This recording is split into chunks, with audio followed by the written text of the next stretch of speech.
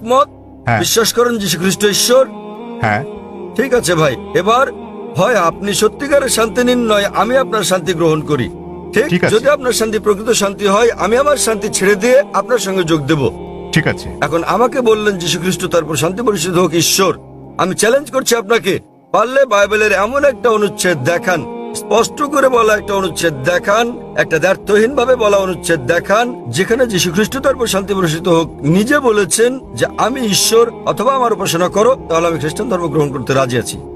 আপনি বললেন যিশু হলেন ঈশ্বর। মুসলিমদের যতটা সংশ্লিষ্টতা রয়েছে তাতে ইসলাম ধর্ম হচ্ছে একমাত্র খ্রিস্টান ধর্ম বিশ্বাস যাতে যীশু খ্রিস্টকে তারপর শান্তি বর্ষিত হোক বিশ্বাস করতে বলা হয়েছে। কোন মুসলিমই মুসলিম হতে পারবে না যদি সে যীশু খ্রিস্টকে বিশ্বাস না করে। আমরা বিশ্বাস করি যে তিনি সর্বশক্তিমান ঈশ্বরের অন্যতম সেরা পয়গম্বর ছিলেন। আমরা বিশ্বাস করি যে তিনি মসীহ ছিলেন, মানে খ্রিস্ট ছিলেন। আমরা বিশ্বাস করি তিনি জন্ম নিয়েছিলেন অলৌকিকভাবে, কোন পুরুষের সংস্রব ছাড়াই, যা অনেক আধুনিক খ্রিস্টানে বিশ্বাস করে না।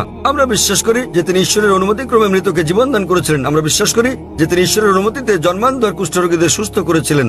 মুসলিম আর খ্রিস্টানরা এখানে একসঙ্গে চলছি, কিন্তু পার্থক্য আছে। যেমনটা আপনি বললেন যে বেশিরভাগ খ্রিস্টান বিশ্বাস করেন যে যীশু খ্রিস্ট নিজেকে ঈশ্বর দাবি করেছেন। পরিষ্কার করে বলা এমন একটিও উক্তি নেই সম্পূর্ণ বাইবেলে যেখানে যীশু খ্রিস্ট নিজেকে বলেছেন যে আমি ঈশ্বর কিংবা আমার উপাসনা করো। যদি এরকম উক্তি দেখাতে পারেন, আমি খ্রিস্ট ধর্ম গ্রহণ করতে প্রস্তুত।